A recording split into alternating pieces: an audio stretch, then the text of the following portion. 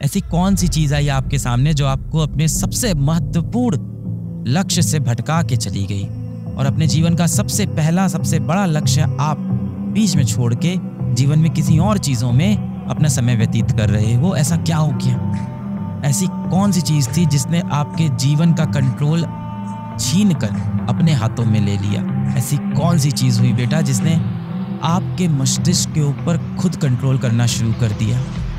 आप बहुत स्ट्रांग हो बेटा, आप मेंटली बहुत स्ट्रांग हो। एक बार आप शीशे की तरफ देखो, आपसे ही मैं बात कर रहा हूँ बेटा, आप बहुत स्ट्रांग हो मेंटली।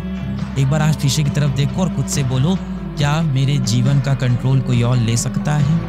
ले सकता है कोई? नहीं ले सकता। मेरे जीवन का कंट्रोल हमेशा मेरे पास रहे। क्यों लूज हो गया वो कंट्रोल? स्कूल ने लूज करा दिया, पैसे ने लूज करा दिया। पैसा तो बेटा बैच से अंदर आप आई गए हो, अब क्या पैसे की बात है? टाइम मैनेजमेंट ने लूज करा दिया।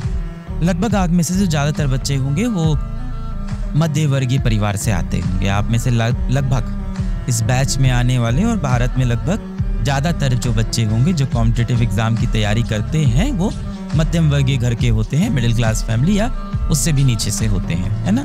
मतलब आर्थिक रूप पे बहुत ही मजबूत नहीं होते हैं, है ना? अब आपके पास जीवन में बहुत सारे पैसे नहीं हैं।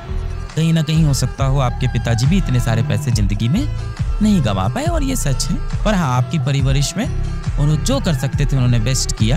आपको सबसे अच्छे स्कूल में पढ़ाया, आपको सबसे अच्छी कॉपी किताब खरीद के दी, सबसे अच्छे कपड़े पहनाए, अपनी सारी इच्छाएं मार के आपके लिए सारी चीज़ें त्याग किया और आपको इस तरह की कोचिंग भी ज्वाइन कराई। बहुत सारे पैसे तो आपके जीवन में है नहीं। सबसे कीमती चीज़ जो आपके पास जीवन में इस समय है वो क्या है? वो क्या चीज़ है जिसको आप खर्च नहीं भी करना चाहते हो तो बेटा वो खर्च होती जा रही है। पैसा अगर मेरी जेब में मैं खर्च ना करना चाहूँ तो वो खर्च नहीं होगा, पर समय खर्च होता जाएगा। आज आप 17 साल के हो और पता नहीं चलेगा कब आप 17 से 25 साल के हो जाओगे बेरोजगार।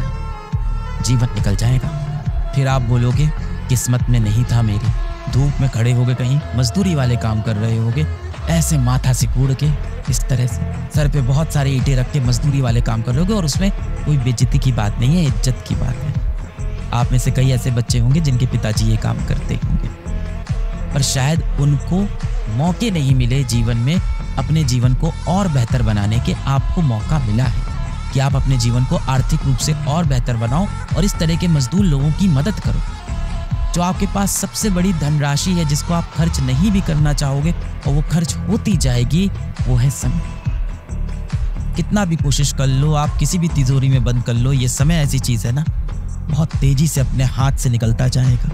और फिर वो समय आ जाएगा जिस दिन आप धूप में एक मजदूरी वाला काम कर रहे होगे, इस तरह से भाव से कोड़ के धूप में घूम रहे होगे। ये जो आपकी माथों की लकीरें सिकुड़ने वाली है ना, इन माथों की लकीरों को बदलने के लिए ना किस्मत का काम नहीं होता, मेहनत का काम होता। जिंदगी के 3-4 साल आपको घिस के मेहनत करनी होगी। इतनी मेहनत करोगे ना, इतनी मेहनत करो ना कि आपकी हाथों की लकीरें बदल जाएं, आपकी माथे की लकीर बदल जाए बेटा।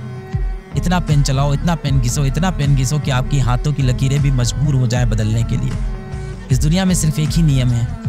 इतनी फिजिक्स तो मैंने भी पढ़ी, इतनी फिजिक्स आपने भी पढ़ी, केमिस्ट्री भी आपने पढ़ी, कि जितने भी नियम बने हैं हर नियम टूटता गया जीवन में। इस दुनिया में जितने भी नियम बने हर नियम टूटता गया।